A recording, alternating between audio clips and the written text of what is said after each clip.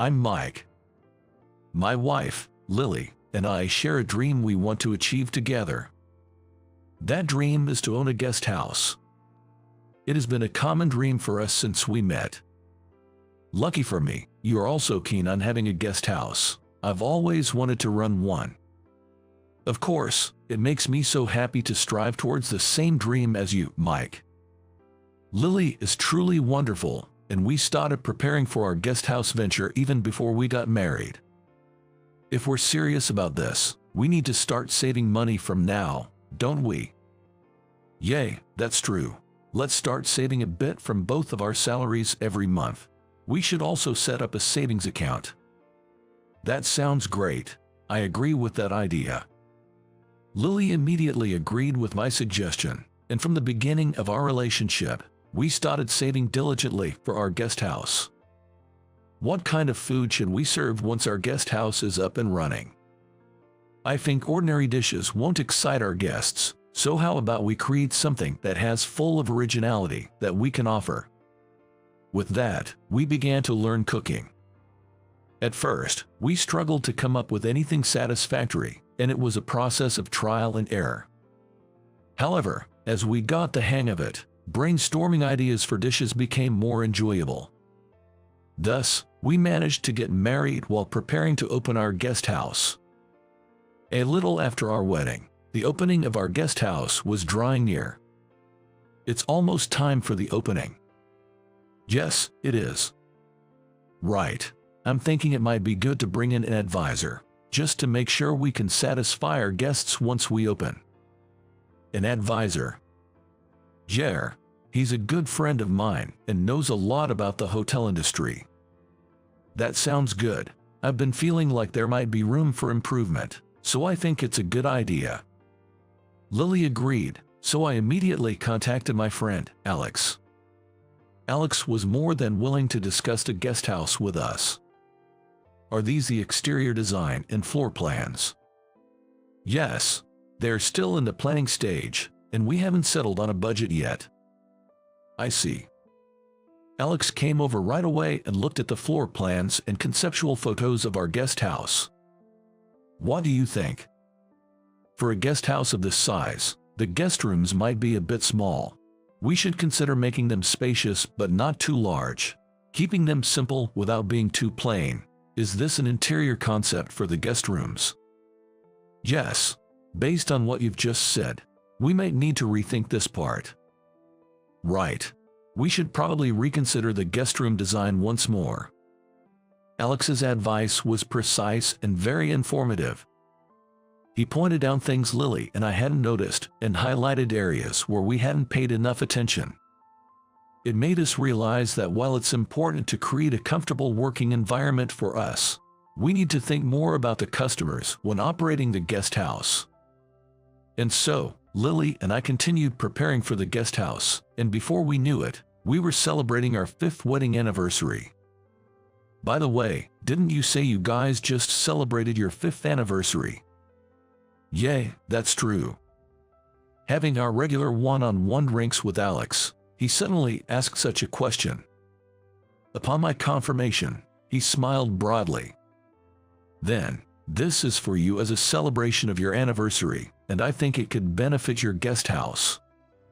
What Alex slowly pulled out was an invitation to a hotel dinner. What is this?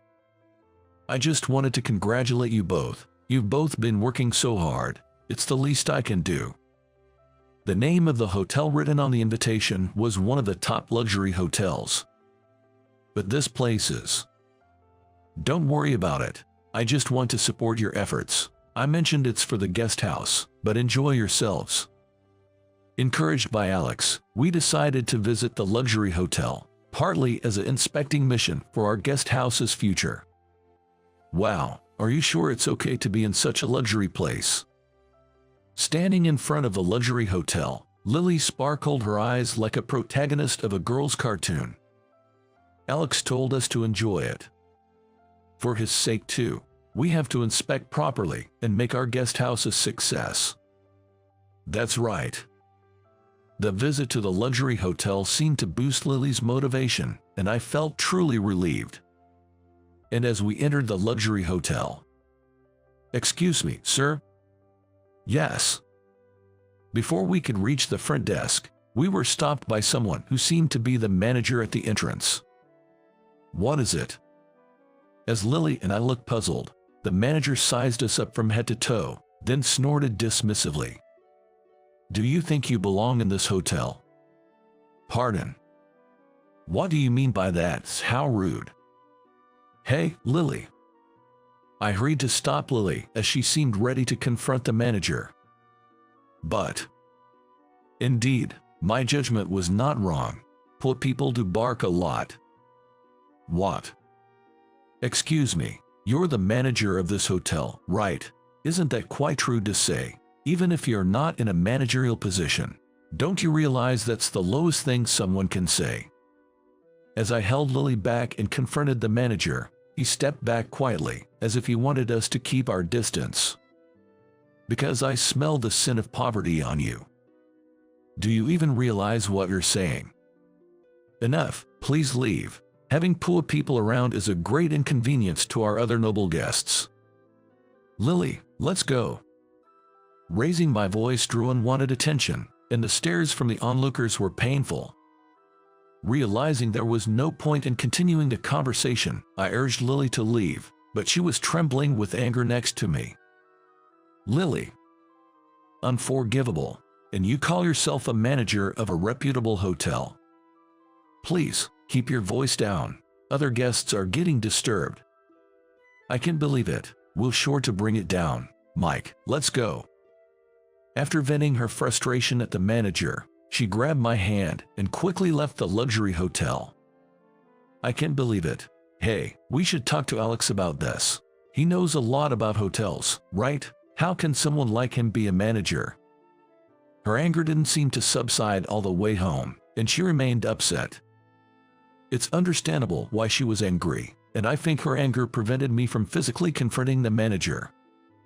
Following her suggestion, we immediately told Alex everything that happened. "I see, so that's what happened." Alex awkwardly averted his gaze from us and apologized, seeming to feel guilty.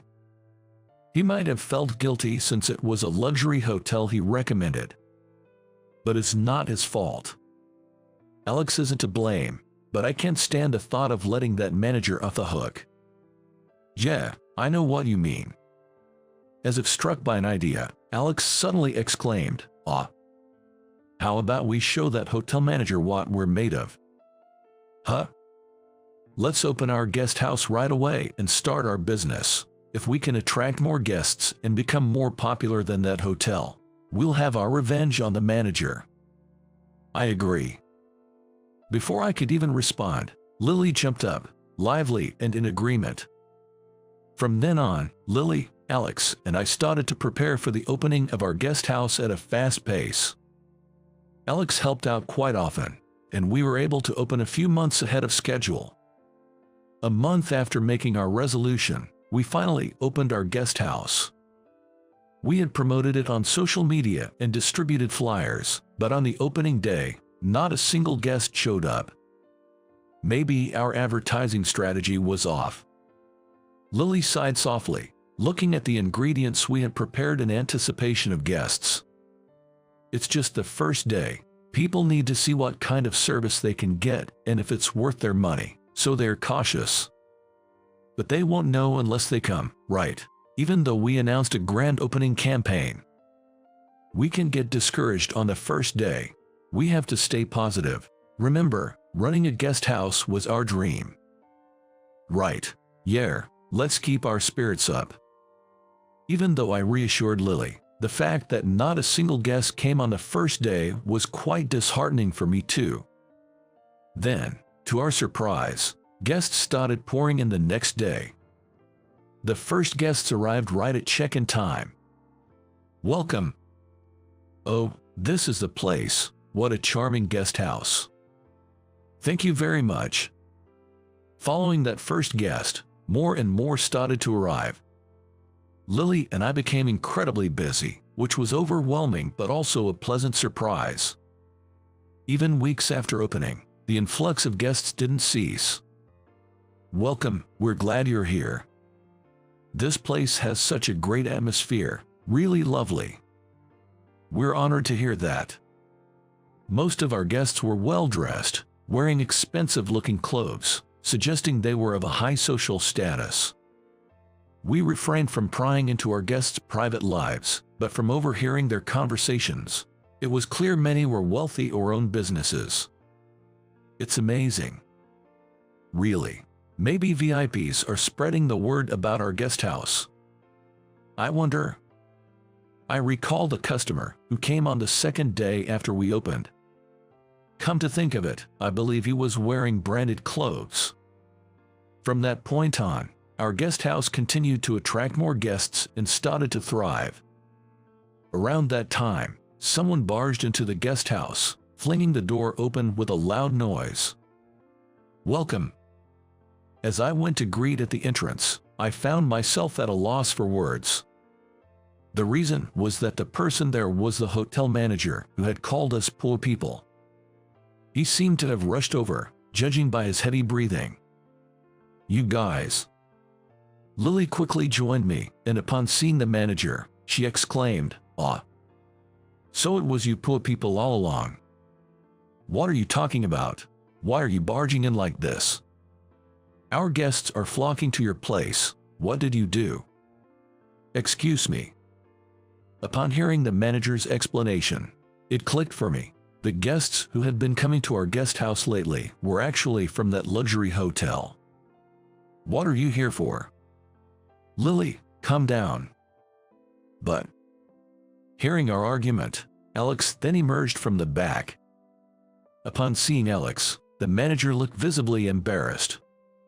What's up with you? What are you doing here? Alex, what are you doing here? I'm helping out at their guest house. Haven't I told you? And it's none of your business, isn't it? It is my business. Our hotel's guests are being taken away. How can I just sit by? Alex, is he a friend of yours? Though I hesitated to interrupt the palpable tension between the two, my curiosity got the best of me, and I asked Alex, who responded with a laugh, "It's my brother, Tyler." What? Brother? That's right. But this person is from that luxury hotel. Yay, I know. I thought the same when you told me about it, that he's still up to his sneaky tricks. Sneaky tricks? What's wrong with choosing guests suitable for our hotel? I'm saying you have no eye for it. What? It's because of your lack of discernment that guests are being taken away by their guest house. Don't you get it yet? Even to those of us who were unaware of the full situation, it was clear that there was some sort of conflict between the two. The problem is with you, Alex. Just because you're the eldest, you took for granted that you'd inherit that hotel. When have I ever taken anything for granted? You're the one who did wrong, and then you pinned it all on me, telling Mom and Dad it was my fault. From their conversation, it appeared that Alex was originally supposed to be the hotel manager. However, the current manager, his brother Tyler, wasn't pleased with this and would purposely turn away guests by calling them poor and sending them away, leading to complaints that he blamed on Alex. Upon hearing this, their parents were naturally furious and pushed Alex away from the family. As a result, Tyler ended up securing the position of manager for himself. I'm utterly ashamed and disgusted by you as a brother. Do you have any idea how uncomfortable you made our guests feel? Have you ever considered the feelings of those guests you involved for your own greed? I don't care about guests who won't come back to the hotel. Really? Wait, could it be, Alex? Mike, you're quite perceptive. As I was about to say something, Alex smiled cheerfully. Yes, Alex had been directing those guests he drove away to our guest house. More precisely, Alex had personally apologized to all the guests who had been made uncomfortable by Tyler and invited them to our guest house. Everyone I invited was really nice. Alex was right. All the guests who have visited our guest house so far have been very gentle, and they have been very satisfied with our service and the atmosphere of the guest house, leaving happily. Furthermore, some even gave us tips on top of the accommodation fee. Thank you, I'm very satisfied with the wonderful service. Here's a little something. I had a very comfortable stay. Thank you, I'll come again. Please accept this as well. Recalling the kind and friendly guests, I was dumbfounded to think that Tyler had turned away such people, just like he did to us. You really have no eye for people, which is pitiful. Damn it, why is it always you? What did I do wrong? I did what I thought was right. What's wrong with acting for my own sake? You haven't learned your lesson at all. Well, that's enough talk. You tried to set me up, so it's only fair you receive this kind of treatment. Then, Alex took out his phone from his pocket and spoke to someone on the phone. Did you hear all that? Judging from his actions, he must have been connected the entire time.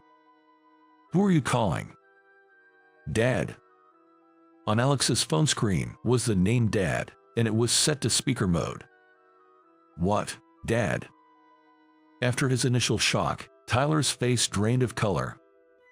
Hey, I heard everything. Dad, it's not what it seems. What do you mean it's not what it seems? You're disowned. Don't ever come back. Dad, please, don't do this. How am I supposed to live if I leave home? Despite Tyler's tearful pleas on the phone screen, his father seemed completely unresponsive to his cries, now that his misdeeds were laid bare. Well, that should do it. Thanks for listening, Dad. Good luck with running the hotel. Hey, Alex, don't you want to come back? The voice that had been stern with Tyler softened considerably when addressing Alex. Why would I? We need your help, Alex. We were wrong. Your mother feels the same way. Yes, Alex, I'm sorry we didn't believe in you. Please, would you consider coming back? No, I have a place where I belong now. Alex said that, then glanced at Lily and me. I realized that the special place Alex was talking about referred to this guest house we run together. And, after being treated like an outsider and not being trusted all this time, don't you think it's a bit too convenient to ask me back now? We are reflecting on that. Your father feels the same way. It doesn't matter how much you apologize, that's all. The conversation on the other end of the phone seemed to cut off as Alex ended the call unilaterally. Alex, are you sure about this?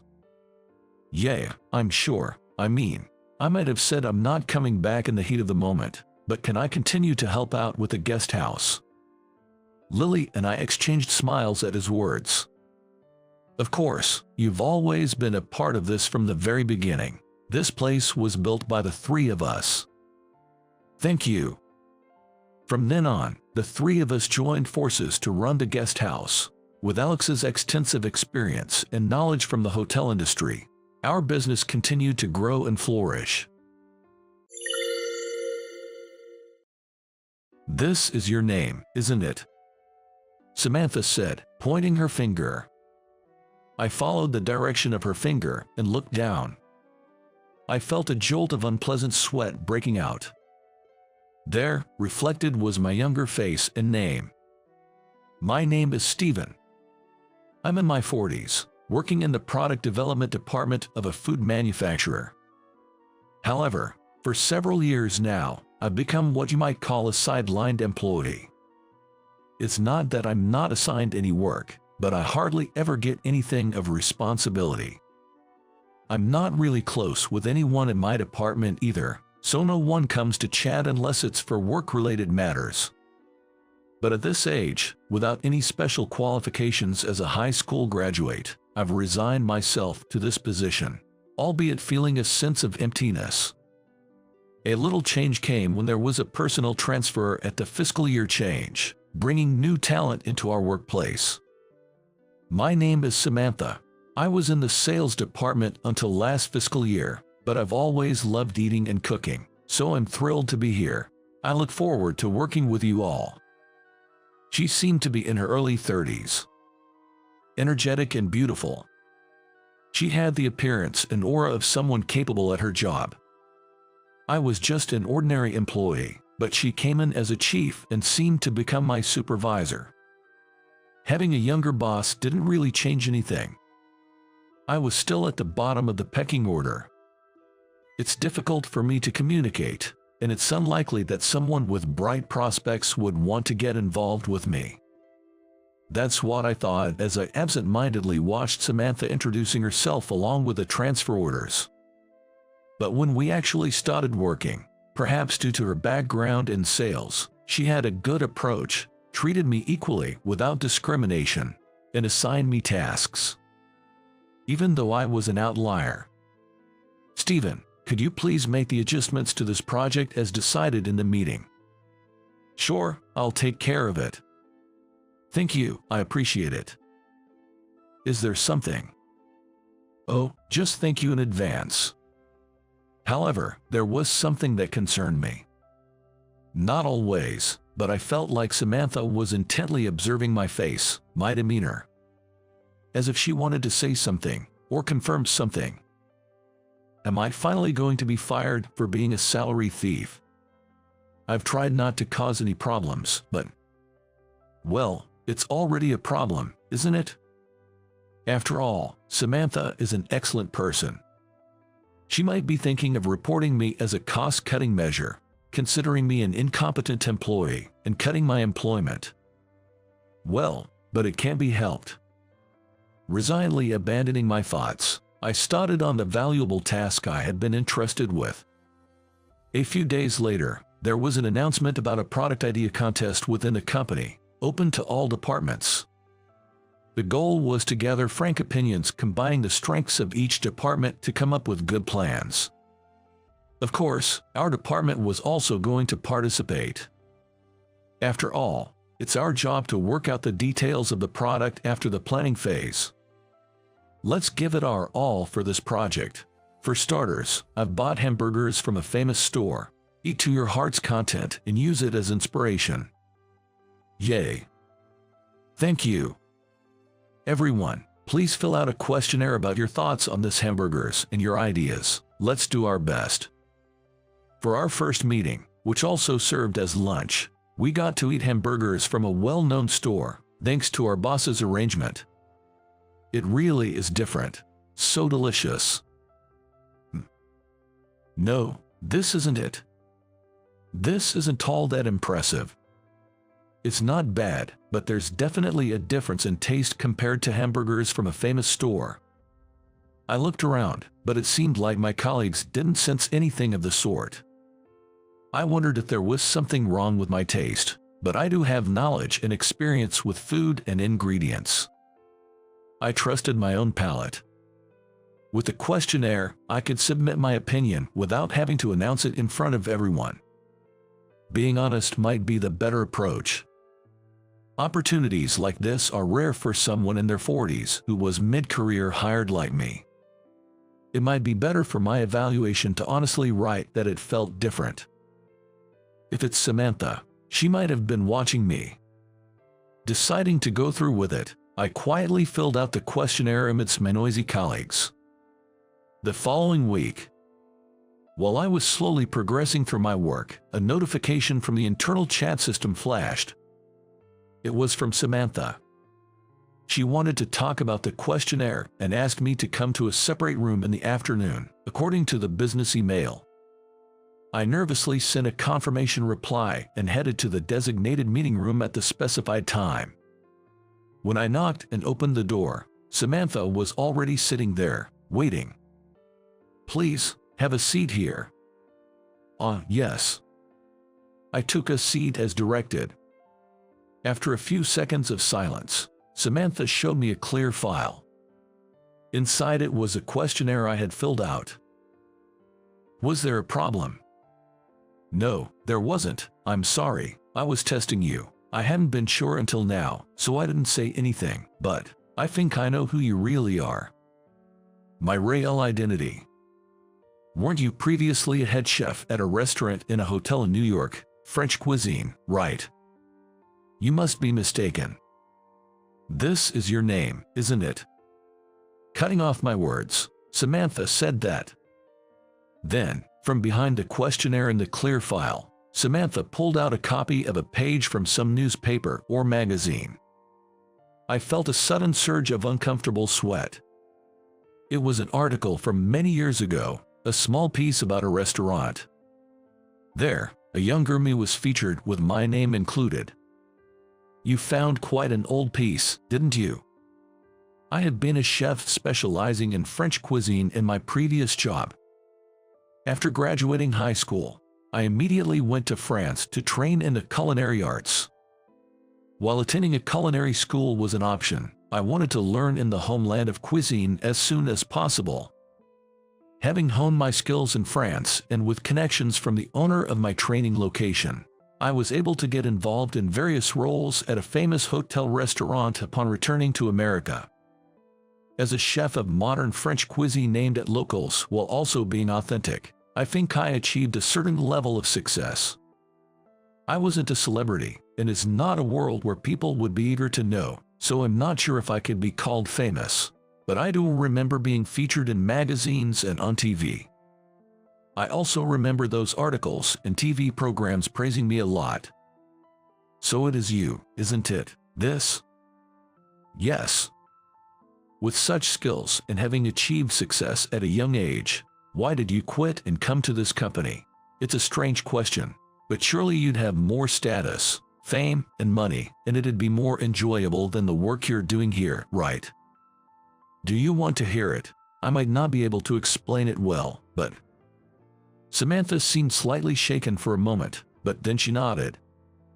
This is my perspective, my story. You don't have to believe it, but... I started to recount. Back when I was working at the restaurant, being promoted to head chef, I was ecstatic. I vowed to work even harder, inspiring my team, striving every day. But working day in, day out, there was this sous chef named Richard, who seemed to have something against me. He was older than me and had come into this field after graduating from university. He often mocked me for diving straight into this career after high school. There are such people, aren't there? But it's true that I only graduated high school, and there's a gap between me and those who worked hard to pass exams, went to university, and studied further. It was unpleasant being belittled, though. I tried to keep the conversation light. But Samantha looked solemn, making me doubt if I managed to keep the tone upbeat.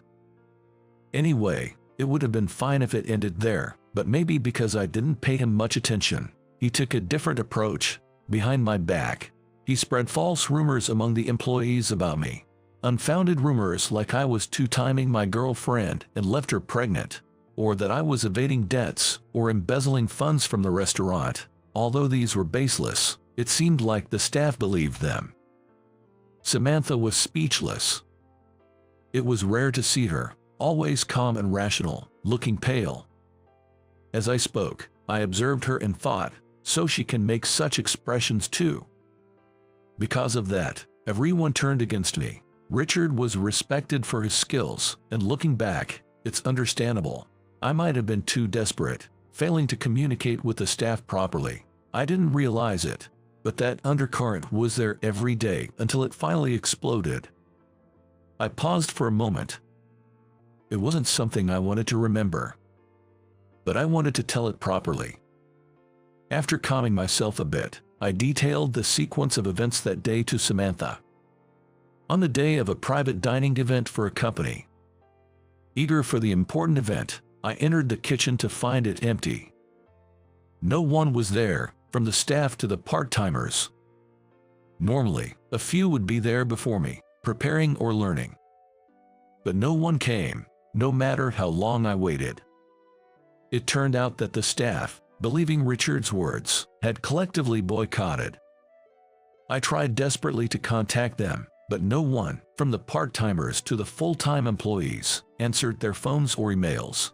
But time was ticking away. With no preparations, I wasn't sure if I could manage the meals for all the guests alone. That's just irresponsible. It showed how much they believed I was a terrible person. They weren't bad people themselves. I hadn't talked much about this before. Not talking meant there were no third-party opinions, whether in defense or criticism. Maybe that's why, hearing Samantha getting angry on my behalf, I felt a bit relieved. Anyway, I failed to deliver the meals on that important day and was abandoned by the staff. I was crushed. I thought it was impossible to continue. That's why I quit that job and gave up my career as a chef. Despite being confident in my hard work, this was the result. I fell into mistrust of people and depression. It was then. There was a regular customer who remembered my face and name and was kind to me. This person said, "I like the food you make with so much effort. If you're looking for a place, why don't you work with us? In any way, I want to eat your cooking," and offered me a lifeline. That was the company's president at the time, Mr. Thompson. Having no experience in corporate life, I initially declined, but Mr. Thompson left the decision open, saying, "I'm not asking for an immediate answer. Contact me once you've made up your mind. I'll be waiting whenever you're ready." Eventually, needing work and deciding not to continue as a chef, I gratefully accepted the offer. That was almost 10 years ago. But I was naive. Still distrustful of people, I couldn't fully trust my colleagues. I was always somewhat afraid of people's voices. Unfamiliar with ordinary corporate life, I became isolated. Unable to fit in, I couldn't speak up or fully utilize my skills in the product development department, struggling to commit seriously up to this point.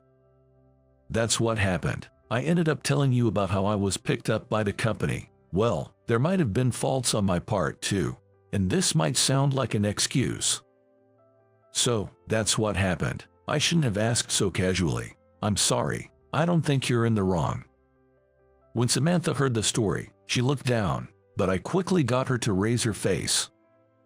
It's an old story, and I've recovered enough to be able to talk about it. But for Samantha, that wasn't the end of it. But if I hadn't heard it, I might not have been able to handle it. About this project. Project? What does my story have to do with the project? It does. The main issue in your story. A person named Richard. He is now the head chef at your previous restaurant. I heard from a former colleague in the sales department that Richard will be supervising this project for connections from the sales department.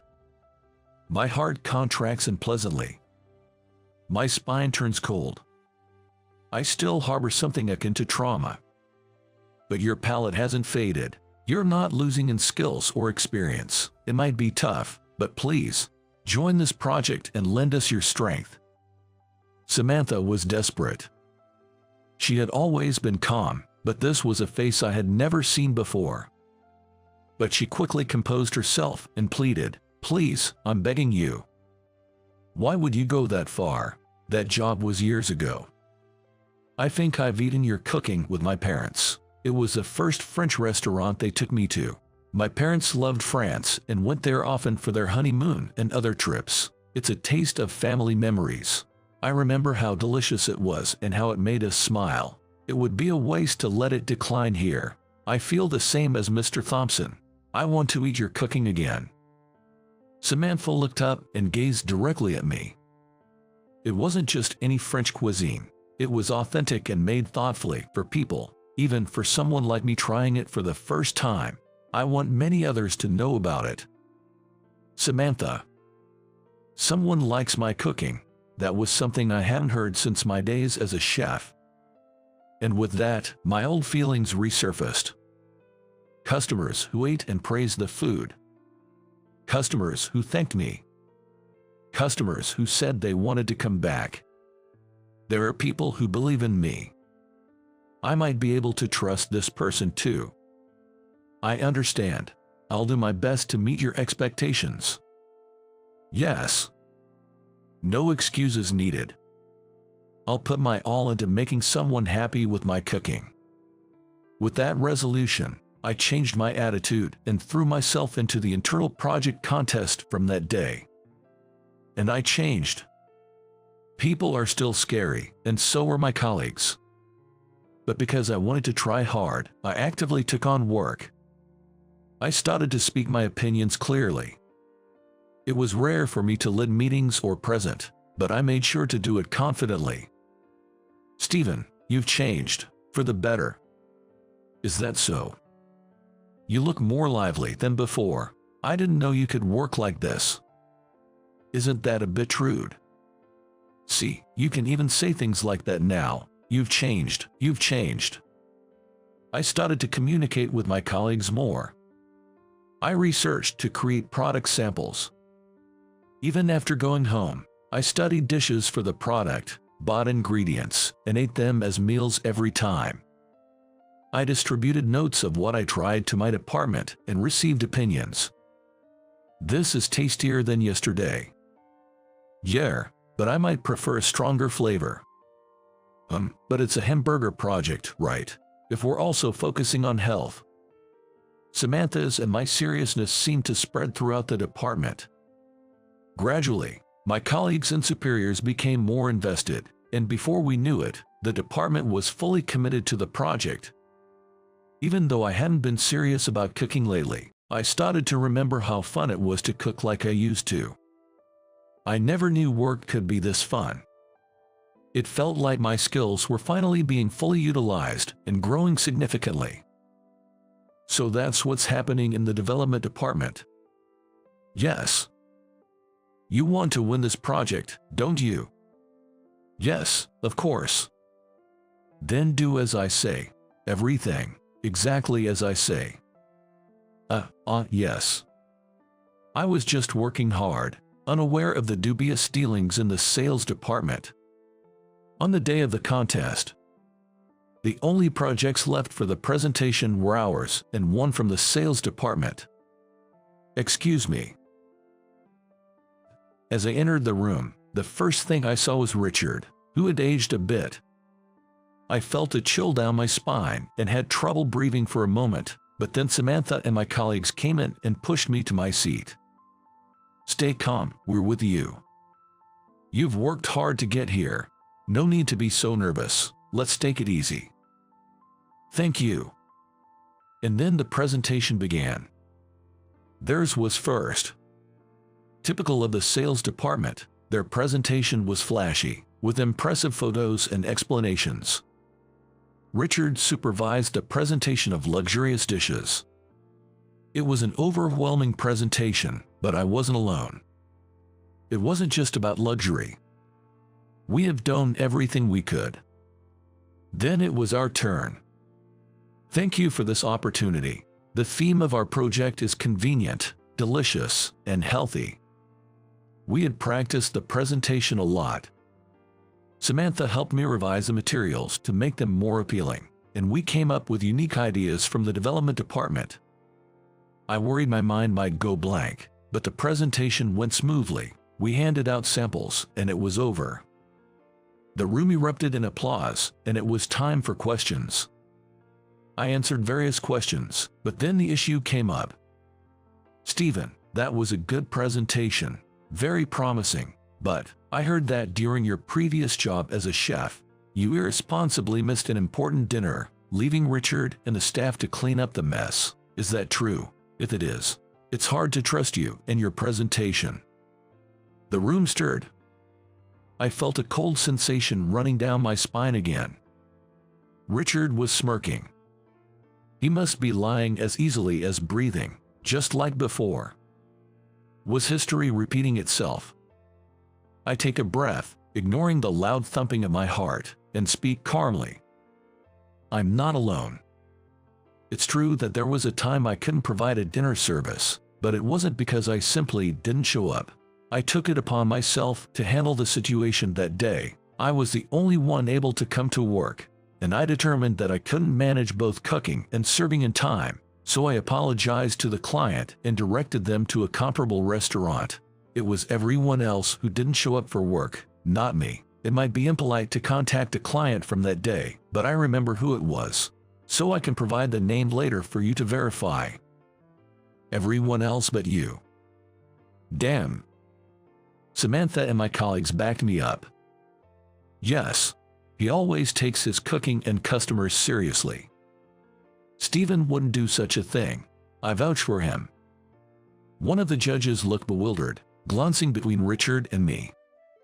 Then, seeing the other judges silent, he backed down. I see. And then it was time for the decision. The results were in. All 5 judges voted for our idea, and our project won. We did it. All right, all right, all right. We were chosen. We won. We really worked hard, all of us. My colleagues erupted into high fives with Samantha and me. It was a bit embarrassing, but we couldn't hide our joy and praised each other. However, Richard wasn't pleased. Perhaps he felt his pride was hurt. Suddenly, Richard started making a loud fuss. This is rigged. That's not true. Yes, it is. I come here in the midst of my regular job, and I was just used. This is utterly unpleasant. Richard crossed his arms and fidgeted, seemingly growing more agitated. The atmosphere in the room grew tense. Then, a firm voice filled the room, commanding silence. Be quiet. You're embarrassing yourself. Do you think you're so important to complain about a unanimous decision? I believe I'm more significant than that resigned chef. Is that why you've always been comfortable with lying? I know that you spread lies about Stephen, forcing him to resign. It was only because Stephen didn't want to pursue the matter that you weren't investigated, but I consider what you did nearly criminal. I couldn't believe my ears. I hadn't noticed until now. Mr. Thompson. Richard was asking a guy sitting next to him who the man was, and the guy taught him that the man was the chairman of this company. Chairman, you never mentioned that. This person was the former president of the company. He was the regular customer who had once taken me in. I didn't recognize him immediately because of his different attire, my nerves, and the overwhelming memories, along with his slightly aged face. I was looking forward to eating Stephen's cooking again. I didn't want to make you nervous, so I came incognito. The current president, my son, isn't here. The hamburgers was delicious. Mr. Thompson turned his wrinkled face towards me and smiled. Behind him, Richard's face gradually turned pale and stiffened. He was someone who cared about his social status, so he must have been terrified by his current blunder. I still go to the restaurant, you know. It's a connection from the previous owner. Stephen would have definitely remembered.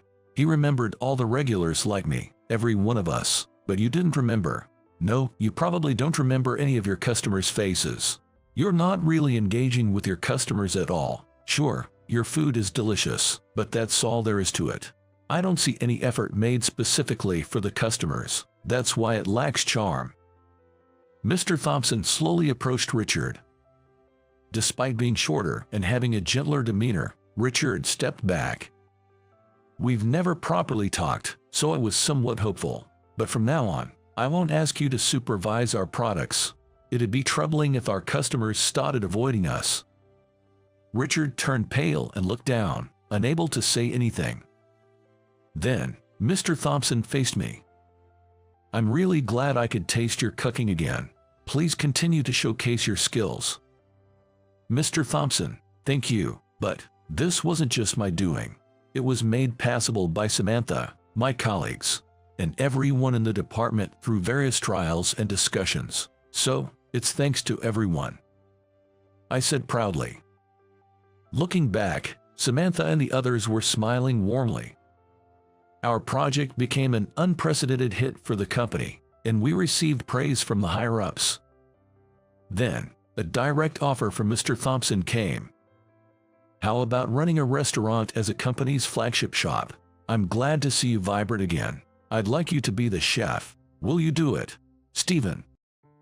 I was a bit nervous. Could I walk down that path again after a failure? But everyone in the department supported me. Right, I'm not alone.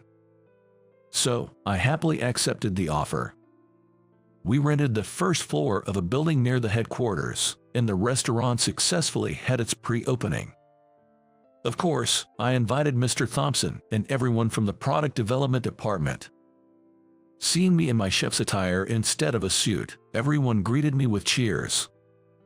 As I served a variety of warm dishes, everyone enjoyed their meal with relish. It really suits you better, this look. I think it's quite cool. Thank you. Actually, I had a magazine clipping of you from back then. I was a fan. It's surprising to see you like this again.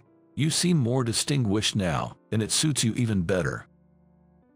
A fan, really? Oh. Whether Samantha's blush was from the wine or something else was unclear. The atmosphere turned a bit strange, but my department colleagues were there to watch over and keep the spirits high. Mr. Thompson also watched me while eating my cooking with a kind face. It seems happiness doesn't peak here. There's still more to come.